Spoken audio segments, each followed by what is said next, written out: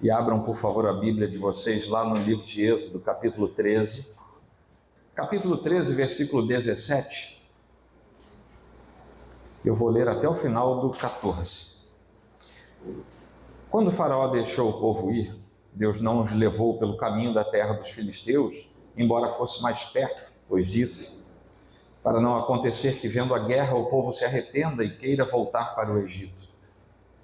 Porém, Deus fez o povo rodear pelo caminho do deserto, perto do Mar Vermelho.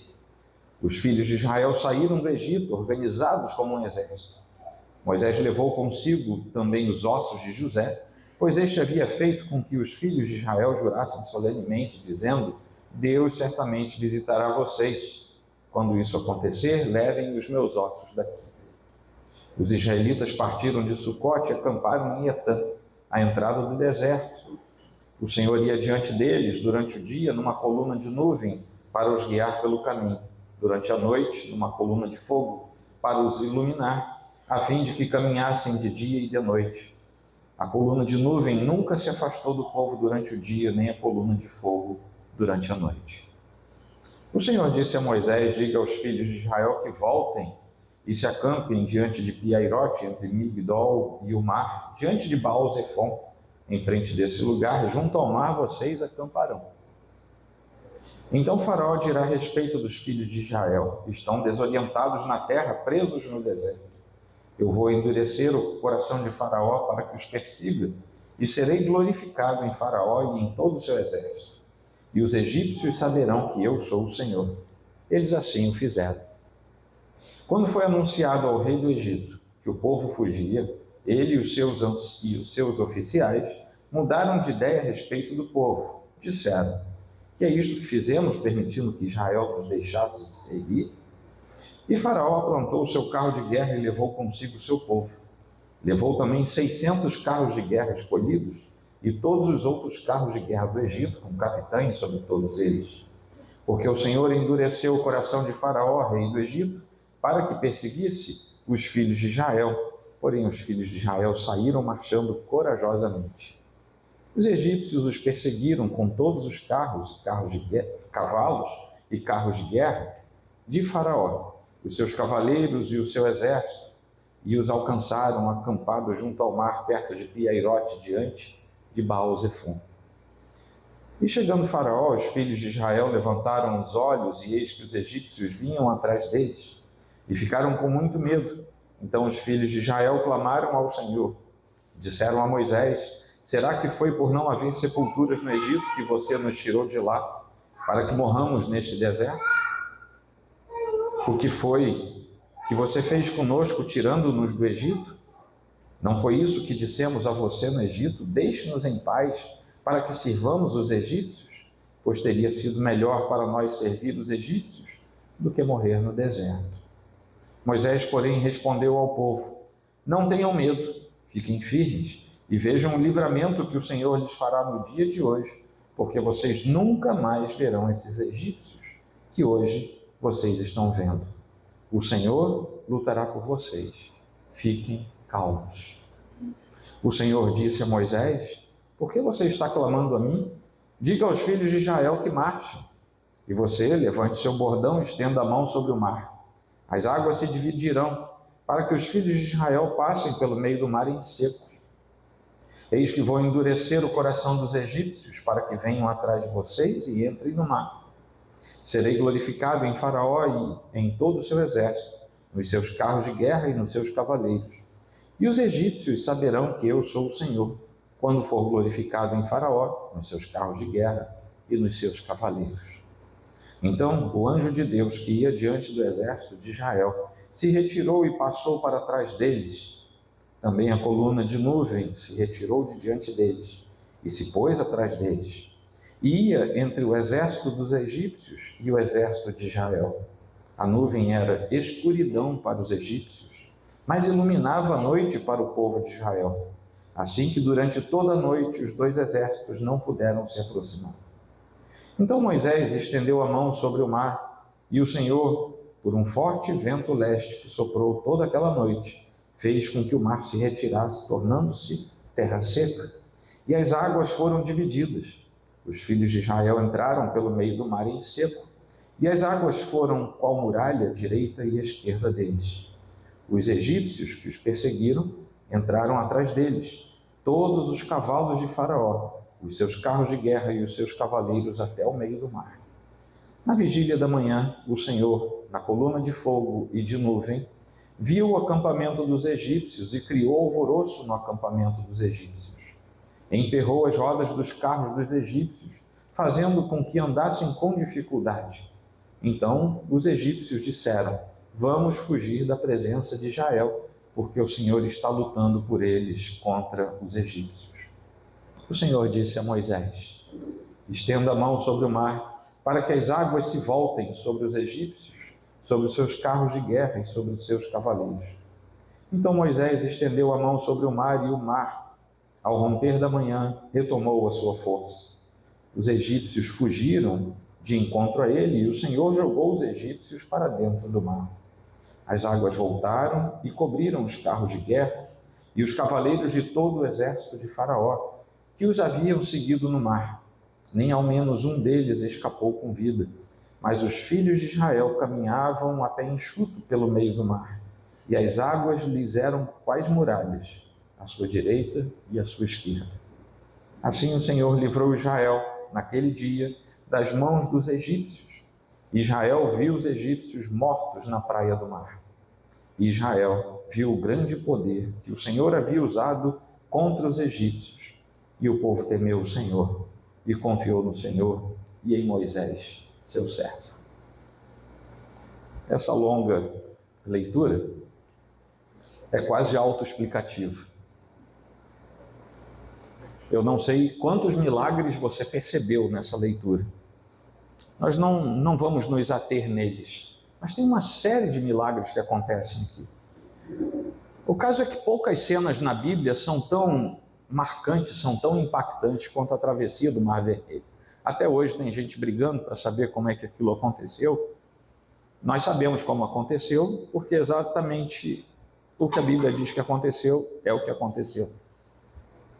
A gente não tem que ter maiores explicações, nem tentar subterfúgios, caminhos paralelos. O que está aqui escrito é que o povo estava saindo, o povo tinha recebido instruções de Deus. Deus resolve que eles não vão pelo caminho normal, né? Daqui a pouco eu vou voltar lá para onde eu moro, na Tijuca.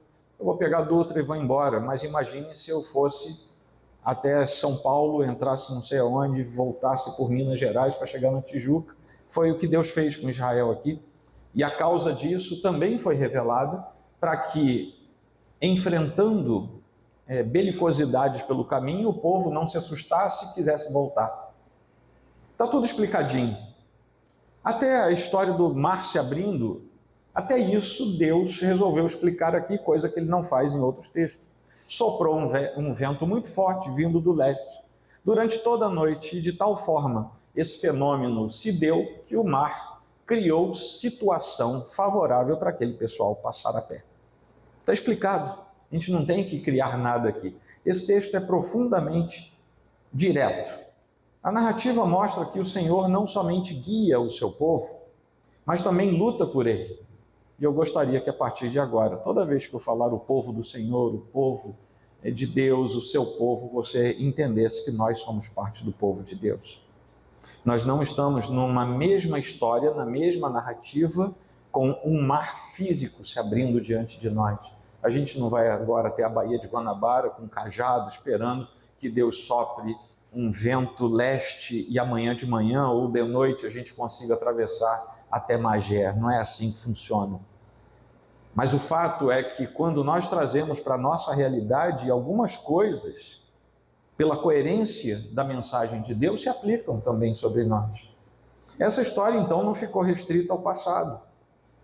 Não apenas se aplica para nós hoje, mas ao longo de toda a Escritura, a travessia do Mar Vermelho, a proteção da nuvem, a coluna de fogo, tudo isso se repete. Tudo isso passa a ser lembrado como símbolo da identidade do povo de Deus, que tinha diante de si uma manifestação de Deus que somente o povo de Deus tem direito a ter, e somente o povo de Deus percebe que aquilo está ali. Há coisas que são nossas, há coisas que não são percebidas por aqueles que não comungam da mesma fé que nós. Livro de Salmos, Deuteronômio, Josué, até mesmo lá no Novo Testamento nós vamos ver referências a esse tipo de presença de Deus para guiar, guardar, para fazer com que as suas promessas sejam cumpridas sobre o povo e fazer com que o povo de Deus avance em direção a algo que nós ainda não vimos, mas que nós sabemos que será verdade no nosso futuro. Pode ser próximo, pode ser mais distante, mas está reservado para nós algo que os hebreus ali também tinham uma esperança semelhante, que era uma terra prometida. Após tantos anos de escravidão, após verem a manifestação do povo de Deus em repetidas pragas sobre o Egito, após terem o anúncio de Deus de que eles deveriam iniciar algo especial no plano da comunhão com Ele, que era a Páscoa, após terem tido a notícia dos primogênitos mortos, o que tinha uma relação direta com o rito da Páscoa que estava começando, para poupá-los da morte, lembrando que os primogênitos dos hebreus também morreriam, a menos que nos umbrais das portas houvesse o sangue do Cordeiro. E tudo isso se manifesta sobre a nossa vida. A instrução da Páscoa veio, repete-se a instrução da Páscoa, os primogênitos do Egito já mortos, e o povo sai. Tendo saído o povo, Faraó se arrepende. Talvez no meio do luto por seu filho mais velho, ele tenha se arrependido e tenha pensado algo do tipo: puxa, meu filho já morreu mesmo, eu vou pegar esse povo de volta e eles vão ver o que é bom para a tosse. E talvez com esse intuito ele sai com seu exército atrás dele. Mas o que fica claro aqui, nesse texto para nós, é que Deus é absolutamente soberano. Se eu não falasse mais nada hoje, guardem isso, Deus é absolutamente soberano. E Ele é aquele que luta para salvar o seu povo. Nós somos o povo dele. Amém? Naquele primeiro trecho que eu li, Deus guia o seu povo da saída do Egito até um lugar chamado Etã. E se não me falha a memória, eu não pesquisei isso, mas eu não me lembro de ler esse lugar em outro ponto da Bíblia. É possível que haja, mas eu não me lembro. Depois da Páscoa, depois da morte dos primogênitos, Israel finalmente sai do Egito. E essa é a narrativa desse início de marcha. Era o grande cumprimento era o início do grande cumprimento das promessas feitas a Abraão, depois a Isaac e a Jacó, e que agora estavam sendo renovadas na mente de um povo que, depois de 400 anos de escravidão, muito provavelmente sem culto devido ao Senhor, porque as gerações vão se perdendo, agora elas estavam recebendo nova orientação sobre como deveriam se aproximar do Deus de Israel, Deus dos seus antepassados. O texto fala claramente para nós aqui de uma coluna de nuvem de dia e que também havia uma coluna de fogo de noite. Nós lemos lá na frente que aquela coluna que clareava o caminho para os hebreus, miraculosamente, mais um dos milagres, não sei se você percebeu isso na leitura, mas ao mesmo tempo que clareava para os hebreus, escurecia para o lado dos egípcios. Isso é um milagre, né? É uma coisa estranha. Aliás, Deus põe um monte de coisa estranha na Bíblia para a gente ficar boquiaberto, né? Isso indicava a presença constante do Senhor, porque fosse de dia, fosse de noite, lá estava o Senhor, manifestando a sua presença. Manifestando a sua presença para apontar não só que os guardava, como também para mostrar qual era o caminho seguro, qual era o caminho da proteção para o povo no meio de uma peregrinação por caminho desconhecido. Eles não sabiam para onde estavam indo, nenhum daqueles, dizem alguns, cerca de 3 milhões de pessoas, juntando homens, mulheres, idosos, crianças. Era muita gente andando sob o comando de um só homem, que era Moisés, que já não era nenhuma criança nessa altura do campeonato. Nenhum daqueles cerca de 3 milhões tinha saído da fronteira do Egito. Nenhum deles, eles eram escravos. Eles não sabiam o que tinha do outro lado. E repentinamente, eles estão sendo guiados por alguém para um caminho totalmente desconhecido, crendo que sobre aquela pessoa que os guiava estava também a direção do próprio Deus. Deus não apenas guiava Moisés, mas se mostrava ao povo de Israel para dizer: sou eu mesmo quem estou aqui. Venham comigo, sigam o meu caminho. E é nisso que estava posta a sua confiança. Depois, nós vamos ver que a coluna de fogo, a coluna de nuvem, vão antecipar para nós uma revelação que será muito clara lá na frente. Assim como Israel tinha sinais visíveis da presença de Deus, nós passamos a ter também um sinal visível da presença de Deus quando o Verbo se fez carne e habitou entre nós. Cristo é o Emanuel, ele é o Deus conosco, aquele que pela ressurreição dele próprio e pelo dom do Espírito garante estar conosco todos os dias até o fim dos tempos. Assim como Deus se manifestava para aqueles hebreus: eu estou com vocês dia e noite até vocês chegarem ao destino de vocês. É promessa do Senhor que o próprio Deus Filho, encarnado, morto e ressurreto, estará conosco até o final da nossa caminhada, até nós chegarmos ao nosso destino. O caminho mais longo que Deus escolheu para eles também aponta algo para a nossa vida. Nós precisamos ser cristãos, nós precisamos ser testemunhas do Deus vivo. Nós temos uma caminhada de discipulado, nós temos uma caminhada de aprendizado. E nessa caminhada também temos uma missão, que é dizer para quem está perto de nós, alguns até para quem está longe: eu ando com Deus, eu sou aquele que tem a nuvem ou o fogo diante de mim. Eu sou aquele que agora, após a revelação de Cristo, o Verbo encarnado, eu tenho o Espírito habitando o meu coração. E isso nos dá a confiança de que, muito além daquilo que os hebreus experimentaram, porque vejam bem, o símbolo da presença e do guiar de Deus eram externos. Eles viam, mas estava do lado de fora. Agora o símbolo do guiar e da presença de Deus está dentro de nós. Nós somos o habitáculo do Espírito. E nós não podemos nos esquecer disso. Quando Deus não abre o caminho mais rápido, e aqui eu vou fazer algumas aplicações ao longo do sermão, para não ficar tudo para o final.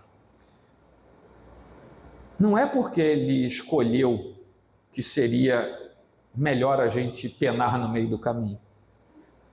Deus não mandou Israel andar 40 anos à toa. A gente sabe que Israel fez por onde merecer isso. Mas não é apenas isso. A caminhada é o que nos amadurece. Ele escolhe o caminho que forma. Ele não escolhe apenas o caminho que resolve. O paralelo que nós temos nesse caso é o seguinte: todo mundo aqui que se tornou filho de Deus pela conversão genuína ao Senhor, não podia ter morrido logo depois de se converter? Obrigado. Não podia ter morrido? Você não podia estar no céu? Talvez alguns judeus daquele tempo pensassem assim: puxa, eu saí do Egito, por que o Senhor não me levou pelo caminho ali de meia hora e eu já estava lá em Canaã? Não compete a nós, não compete a nós. Mas a gente precisa crer que a escolha do Senhor é a melhor para a nossa vida. A nossa confiança não está nas circunstâncias favoráveis. A nossa confiança no Senhor reside no fato de que Ele agora está morando dentro de nós. E que o nosso caminho vai ser segundo a vontade dEle e que nós chegaremos à nossa terra prometida. Amém, queridos? Às vezes a gente pode pensar que a vida parece um beco sem saída, né? Particularmente aqueles que não conhecem o Senhor como seu Salvador, não tem para onde olhar. A única solução é olhar para o convite que é feito do Salvador. Se vocês depois olharem algumas páginas atrás, vocês vão ver que quando a ameaça vem por parte de Faraó, que ele leva a mensagem por parte de Moisés, que ele leva a mensagem a Faraó, alguns dos líderes de Faraó creram que Deus faria aquilo. A gente só crê se falar. E quem fala hoje é a igreja, é a agência autorizada pelo Senhor a falar. Se nós somos parte da igreja, a nossa missão é dizer para quem sofre, é dizer para quem não tem saída, é dizer para quem não tem caminho. O Senhor ainda tem os seus braços abertos. A igreja ainda está no cumprimento do seu papel. Amém, queridos? Depois vem a travessia, em meio à oposição, mas Deus fala várias vezes a Moisés que tudo aquilo que estava acontecendo não era para o sofrimento de Israel, mas era para o testemunho de que Deus estava à frente de tudo e era para que ele fosse glorificado em Faraó. Ora, Faraó não ia cantar os cânticos que nós cantamos aqui hoje. Faraó não ia orar ao Senhor em adoração, em louvor. Então não era desse jeito que o Senhor seria glorificado em Faraó. O Senhor seria glorificado em Faraó, descendo sobre ele a sua dura mão de justiça, para que ao final de tudo o povo de Deus entendesse que aquele que se levanta contra o povo do Senhor é réu de juízo diante de Deus. Não precisou Israel, não precisou Moisés pedir, eles não fizeram oração imprecatória, embora nós possamos fazer até hoje. Depois pergunta aí para o reverendo Alan como é que você pode fazer uma oração imprecatória nos dias de hoje. É diferente daquela dos Salmos, mas nós podemos fazer orações imprecatórias, mas nem isso aconteceu, nem Moisés, nem o povo. Pelo contrário, o povo estava murmurando naquele momento. E a gente sabe que a murmuração é pecado. O povo estava, na verdade, pecando. Mas era o povo de Deus, e Deus, no tempo certo, haveria também de disciplinar aquele povo, porque Deus disciplina o filho a quem ele ama. O que Deus diz é que ele ia endurecer novamente o coração de Faraó, como ele já tinha feito nas outras vezes. E isso, meus irmãos, é o que a gente chama de endurecimento judicial. Deus endurece o coração, o sujeito faz aquilo que o seu próprio coração pecaminoso deseja fazer, sem a restrição do arrependimento, e aquilo ali vai ser voltado contra ele próprio, porque aquele ato, a despeito de ter sido por endurecimento da parte de Deus, foi um ato próprio e pessoal dele. Faraó pecou, Deus endureceu o seu coração, mas ele pecou. Então, uma coisa não anula a outra. E Faraó pecou terrivelmente contra o povo de Deus. E esse endurecimento é um endurecimento da parte de Deus para que a sua justiça seja efetuada. Por que justiça? 400 anos de escravidão. 400 anos de maldade, 400 anos de surra, 400 anos de famílias desfeitas. 400 anos, vocês imaginem quantos hebreus morreram naquelas circunstâncias absolutamente desfavoráveis, numa obra que era quase impossível ser feita. Humanamente falando, 400 anos, a justiça de Deus estava por vir. Serei glorificado em Faraó e em todo o seu exército, e os egípcios saberão que eu sou o Senhor. Por que os egípcios? Vocês viram que no meio, quando eles perceberam que a coisa estaria difícil, o que eles fizeram? Vamos dar no pé, porque o Senhor está pelejando por Israel. Eles ali já tinham reconhecido que Deus, o Deus de Israel, aquele Deus que Israel tinha dito, deixa a gente ir ao deserto, caminho de 3 dias, a gente só quer adorar a Deus. Aquele Deus que eles imaginavam que fosse mais um dos deuses do grande panteão em que eles acreditavam, agora eles estão percebendo, não é? Vamos fazer as contas? Foram 10 pragas estranhas. A última delas matou os filhos primogênitos no Egito inteiro. Tem alguma coisa que a gente ainda não sabe direito, e tem outra coisa, eu acho que esse mar vai fechar em cima da gente. O Deus deles está lutando por eles. Quando Deus endurece o coração de Faraó, é para ser glorificado em tudo aquilo e é para que se saiba quem é o verdadeiro Deus. Quando os israelitas percebem o exército de Faraó se aproximando, a narrativa mostra que houve desespero mesmo. E, gente, diante de coisas estranhas na vida, diante de momentos complexos, não se esqueçam que crente não vira outra coisa, ele continua sendo ser humano. Às vezes a gente entra em desespero. Às vezes um mau conselheiro bíblico vai dizer assim: que isso, rapaz? Você está desesperado só porque está com câncer? Só ria. Gente, a pessoa sabe que está com uma doença grave. Que isso? Só porque tua mãe morreu? Abre o sorriso, você não é filho de Deus? Nós somos crentes, mas nós somos gente. E diante de dificuldades complexas, diante do aperto dos nossos sentimentos, às vezes nós não é que nos esqueçamos que somos crentes, é que nós nos lembramos mais intensamente que somos gente. E a gente chora, a gente sente dor, a gente sente saudade, a gente sente a dor da traição, a gente sente a dor da perda.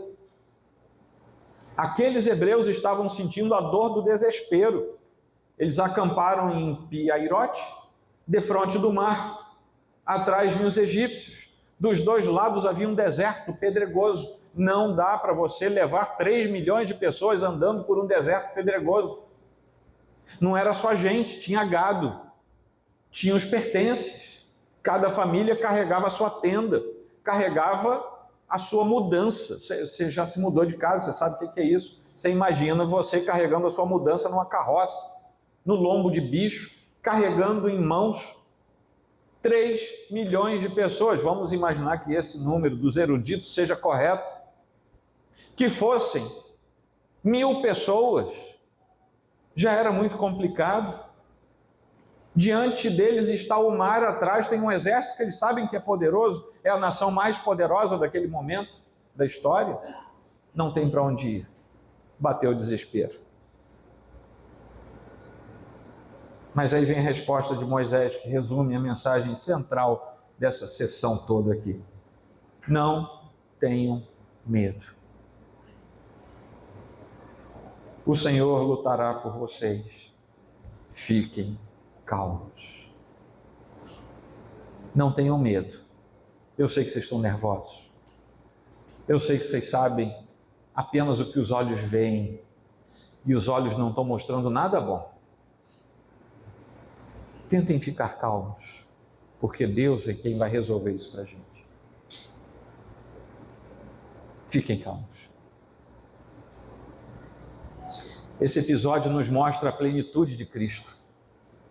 Assim como Deus endureceu o Faraó, para que a sua glória fosse revelada, o Novo Testamento nos mostra que até a oposição contra Cristo, ao longo de todo o seu ministério, fez parte do plano de Deus. A rejeição, a traição e a crucificação do Filho de Deus em nada frustraram o plano de Deus, pelo contrário, fazia parte do plano do Senhor. Na verdade, cumpriram o plano do Senhor. Era necessário que ele passasse por tudo aquilo. E a sua glória foi revelada na ressurreição. Assim como a glória do Senhor foi revelada na morte dos egípcios dentro do mar, a morte do Senhor abriu caminho para que na sua ressurreição a glória do Senhor fosse revelada, e você confirma isso em Atos, capítulo 2 e capítulo 4. Capítulo 2, versículo 23 e capítulo 4, a partir do versículo 27, vão nos deixar claro que a ressurreição do Senhor foi o abrir de cortinas do universo, em que a glória do Senhor foi manifestada. Não apenas porque o Filho foi humilhado em nosso favor, mas porque ele foi exaltado. Ele ressuscita dentre os mortos, ele toma para si toda a autoridade no cosmos como um todo e se assenta à direita de Deus Pai, de onde há de vir para julgar os vivos e os mortos. O Senhor lutará por vocês. aponta para a obra de Cristo, porque ele veio para lutar por nós. Na cruz ele lutou e venceu os nossos maiores inimigos, o pecado, a morte, Satanás. Venceu inimigos interiores, a desesperança, a falta de fé, a inabilidade de saber quem era Deus. Ele venceu tudo isso para nós na cruz do Calvário. E assim como Israel não podia fazer nada contra Faraó, nós também não poderíamos fazer nada contra Satanás, contra a carne, contra o pecado, não poderíamos fazer nada sozinhos. Mas Cristo venceu em nosso lugar. Amém, queridos? Nem toda oposição, nem toda tribulação significa a ausência de Deus. Às vezes é justamente nesse contexto que Ele manifesta a sua glória mais claramente sobre a nossa vida.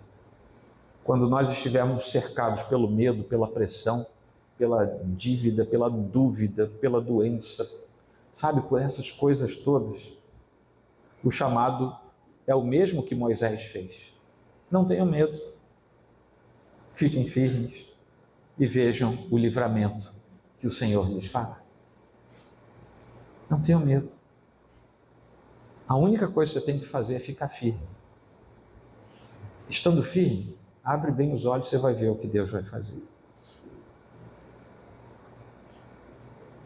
E nós sabemos que a oposição contra Deus é sempre uma coisa vã, é vazia. O Faraó e seu exército são exemplos de que resistir ao Senhor só leva a juízo. Eu não conheço alguns de vocês, eu conheço de vista outros tantos e conheço amigo, de outros, porque eu já conheço há mais tempo. Mas eu não sei, eu não consigo ver nem dos meus amigos de mais tempo, nem daqueles que eu conheço há menos tempo, eu não consigo ver o coração de vocês. E, aliás, eu não consigo ver nem o meu, quanto mais o de vocês. E louvado seja o Senhor, porque Ele não deixou a gente saber do coração de ninguém. E até o nosso, a advertência é de que Ele é enganoso. Mas por que eu disse isso? Porque eu não sei se você luta contra o Senhor. Eu não sei se você vem à igreja domingo após domingo e acha que por vir à igreja a sua relação com Deus está resolvida. Não está. Egípcios e hebreus compartilhavam a mesma terra, enquanto egípcios eram pagãos e judeus estavam sendo chamados de volta para o caminho do Senhor. O chamado que Deus deu aos hebreus, Ele replicou aos egípcios. Arrependam-se. É a mesma coisa que aconteceu no tempo de Noé, arrependam-se, vai chover. E todo mundo fala, mas nunca choveu, que negócio é esse? Nunca tinha chovido. Diz a Escritura que subia uma espécie de vapor úmido da terra, e isso era o suficiente para regar as plantas. Era curioso, que a gente não viveu isso, mas a Bíblia diz que era assim. Até que um dia choveu, a água, ao invés de sair da terra como uma espécie de vapor, ela cai de cima. Ninguém tinha visto, ninguém precisava acreditar nisso, a não ser que acreditasse na palavra de Deus. Há coisas estranhas que Deus diz que vão acontecer e que a gente nunca viu e que a gente só sabe que é verdade porque foi Deus que disse. Eu não sei se algum de vocês luta contra o chamado do Senhor, mas se você não tem a nuvem, se você não tem o fogo, quer dizer, se você não sabe dessas histórias, quer dizer que você não tem a morada do seu coração preenchida pelo Espírito Santo. Tome cuidado, porque vai chegar um tempo que vai acabar. A missão da igreja é falar que esse tempo, hoje, é mais curto do que a semana passada, embora não saibamos do calendário final. Mas o tempo progride. O tempo, sabe, ele não para. Eu queria que ele parasse. Agora que eu estou com 60, assim, bom, já tem o cartãozinho para parar no estacionamento, podia parar um pouquinho. Ele não vai parar. Ele não para também em direção à vida eterna. E a Bíblia nos adverte, só há dois caminhos. Ou a eternidade com Deus, para aquele que tem a morada do Espírito Santo, ou a ausência plena e total de Deus para quem não tem o Espírito Santo. E para ter o Espírito Santo, somente através de Jesus Cristo, morto e ressurreto na cruz. Amém, queridos? Finalmente, Deus salva. E na sua salvação, naquele salvamento que Ele fez, houve livramento e houve testemunho claro de quem era Deus. O clímax da narrativa acontece ali a partir do versículo 15, até o final do texto que nós lemos. Quando o Senhor ordena a Moisés: diga aos filhos de Israel que marchem. Não é mais hora de ficar pensando no que poderia acontecer, no que deveria ser. Não é mais hora de ter o congelamento pelo medo. Você pode sentir medo, mas chega uma hora que Deus diz para a gente: você não sabe que eu vou lutar por você?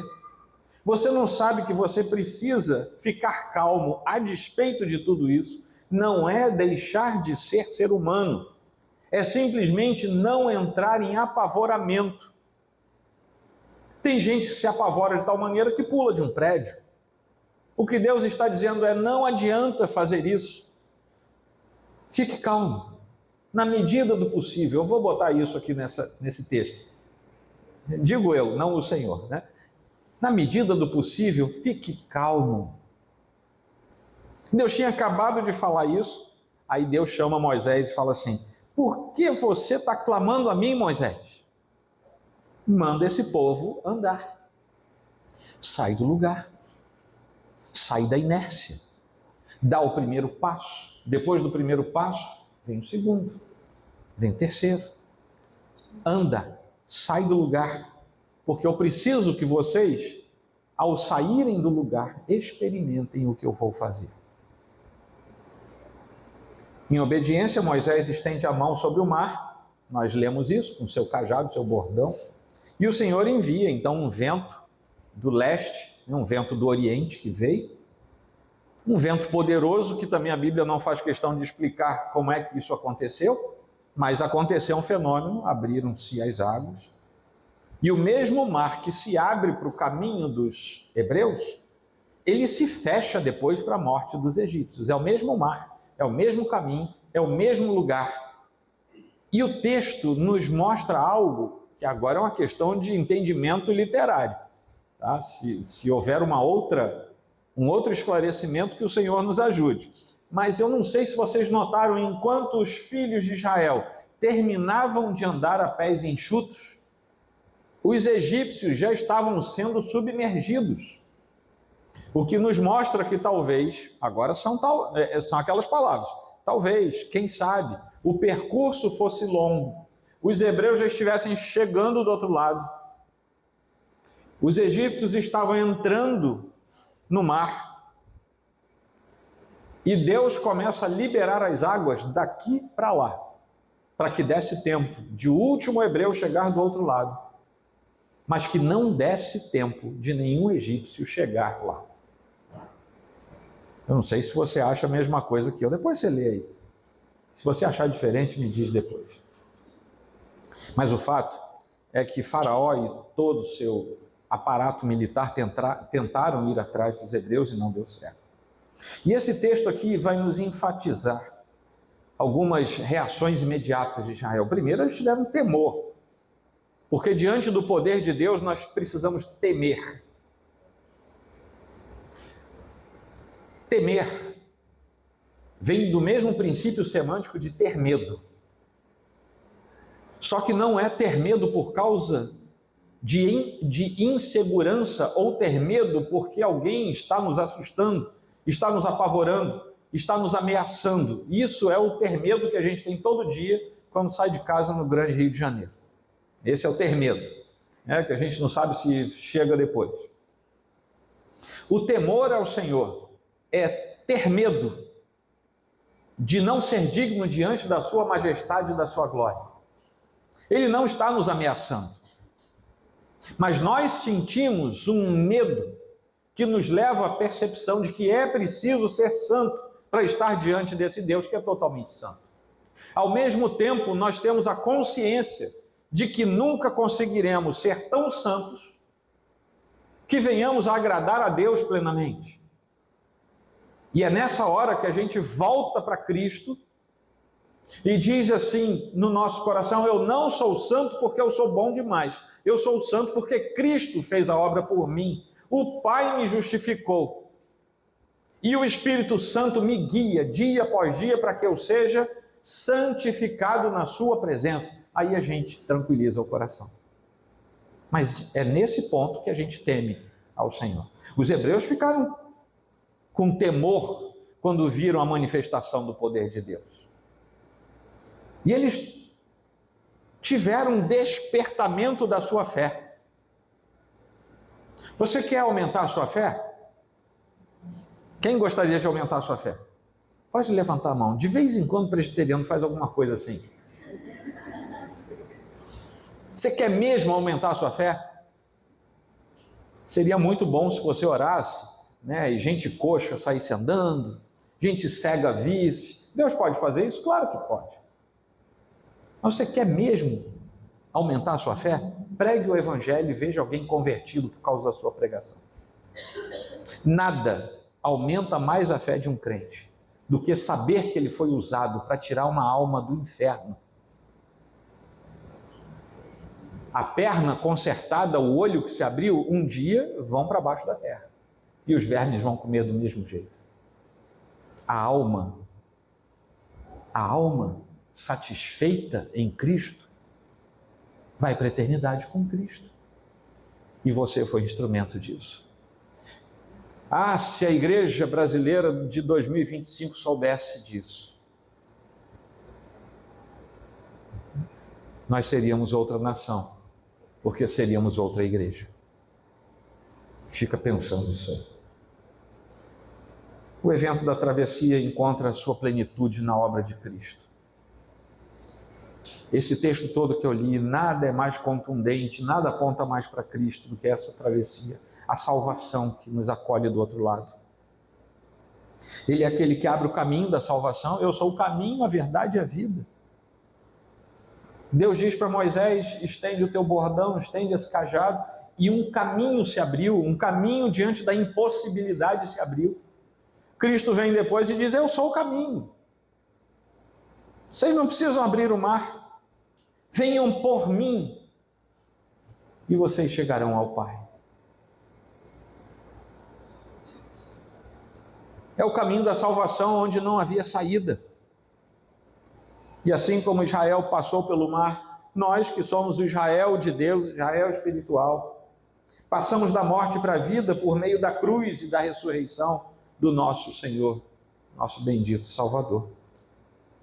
E o batismo cristão, vejam bem que curioso, o batismo cristão é o sinal de que nós fomos unidos a Cristo. É uma das simbologias mais fortes do batismo cristão. Unidos a Ele em sua morte e em sua ressurreição. Quem vai nos dizer isso é Paulo, lá em Romanos 6. A antiga escravidão do pecado é abandonada e agora nós andamos como nova criação em Cristo Jesus. O capítulo seguinte, o capítulo 15, vai mostrar um cântico, é o cântico de Moisés, o famoso cântico de Moisés. Quando chegaram do outro lado, eu acho que Moisés tirou uma bigorna aqui de cima das ancas, largou no chão e não teve o que fazer, ele começou a cantar.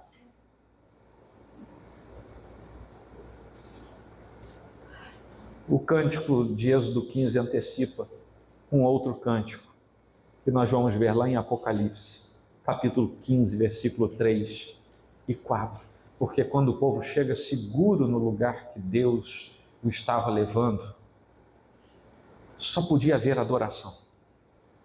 Apocalipse já retrata quando nós chegarmos lá na glória e diz assim: grandes e admiráveis são as tuas obras, Senhor Deus Todo-Poderoso. Justos e verdadeiros são os teus caminhos, ó Rei das nações. Quem não temerá e não glorificará o teu nome, ó Senhor? Pois só tu és santo. Por isso, todas as nações virão e se prostrarão diante de ti, porque os teus atos de justiça se fizeram manifestos. A gente canta isso. E um dia a gente vai cantar. Aí você vai chegar lá no céu junto comigo. E quando a gente começar a cantar isso aqui, a gente vai falar assim, e a melodia é diferente. Eu aprendi de outro jeito lá na terra, né, Marcelo? Eu não sei qual é. Eu sei que a gente já vai chegar lá sabendo cantar. A gente vai saber a letra, a gente vai saber a melodia. Seres viventes, anciãos, anjos, seres angelicais. Um monte de gente que você acha que não vai estar lá cantando com você. E um monte de gente que você vai procurar, você não vai achar. Mas você não vai se lembrar disso, porque você vai estar diante da glória de Deus e do Cordeiro.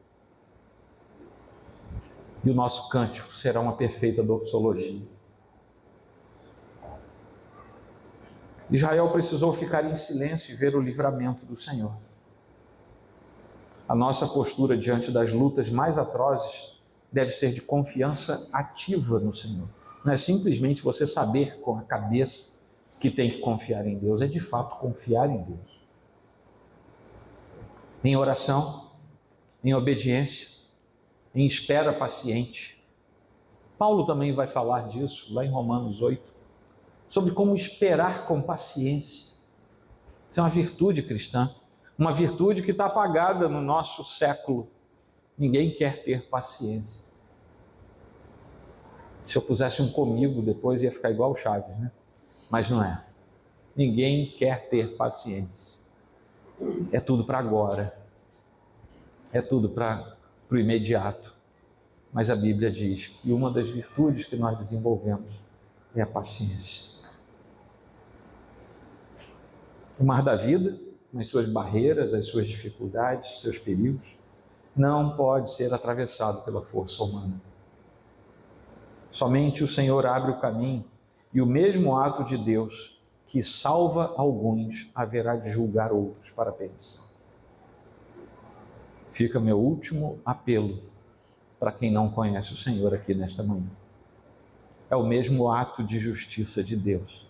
Pela justiça em Cristo, ele vai dizer, sejam bem-vindos. Pela falta da justiça em Cristo, ele vai dizer, para as trevas exteriores. Céu e inferno são os nomes que nós sabemos. O que a gente pode concluir? E aqui eu encerro. A travessia do Mar Vermelho não é apenas uma das mais grandiosas narrativas da Bíblia. Ela é um retrato fiel de como Deus guia, guarda e cuida do seu povo. Como Ele age em favor de cada um de nós. Nós vimos que o Senhor guia, Ele não leva pelo caminho mais rápido necessariamente. Deus parece que não gosta de atalhos. A gente gosta, Ele parece que não liga para atalhos. O que Ele liga é que o caminho seja o caminho certo. E a gente deve também descansar no Senhor quando os caminhos da nossa vida parecem nos levar por trajetos mais distantes. A nossa pergunta não deve ser quanto tempo eu vou levar, mas a nossa pergunta deve ser, esse é o melhor caminho? E aí a gente confia em Deus. O Faraó se levanta mais uma vez porque o Senhor permitiu a oposição e permitiu a oposição para ser glorificado. E vimos ao final que o Senhor salva, Ele salva o seu povo, Ele abre o mar para o seu povo, fecha o mar para os inimigos e transforma uma aparente derrota num livramento sem precedentes. Tudo isso vai apontar para Cristo Jesus, o nosso Senhor. Ele é a nossa nuvem, Ele é o nosso fogo, Ele está sempre presente em cada passo da nossa jornada. Ele é o verdadeiro Senhor que luta por nós, que venceu na cruz o poder do pecado, da morte, o poder do próprio Satanás. Ele é aquele que nos faz passar pelas águas da morte para chegarmos à vida eterna. Ele próprio sendo a água viva e nos dando da água da vida. Nós passamos pelos mares desta vida, por aquelas águas que pareciam nos matar, mas é dali que Ele nos leva para a vida. Ele é aquele que tendo nos feito passar por tudo isso, nos dando a vitória, Ele nos reúne como um povo liberto para cantar o cântico da vitória, o cântico do Cordeiro. E nós faremos isso juntos. Então fica uma pergunta final para cada um de nós. Onde temos colocado a nossa confiança? No caminho, no que vemos, nas circunstâncias? Ou no Deus que é capaz de nos levar em segurança, em plena segurança, até o outro lado dos mares da vida? Não apenas nas circunstâncias deste mundo, em que Deus temos confiado quanto à nossa eternidade. Aquele que deixa que nós andemos frouxamente, ou aquele que nos guia para que nós cheguemos à terra prometida, a Jerusalém celestial, em comunhão entre irmãos? Fica essa pergunta, porque se nós estamos em Cristo, nós somos chamados hoje a renovar a nossa fé nele. Se nós ainda não estamos nele, o mesmo Cristo chama para confiar nele, para se render aos seus pés. Amém? Vamos inclinar nossa fronte.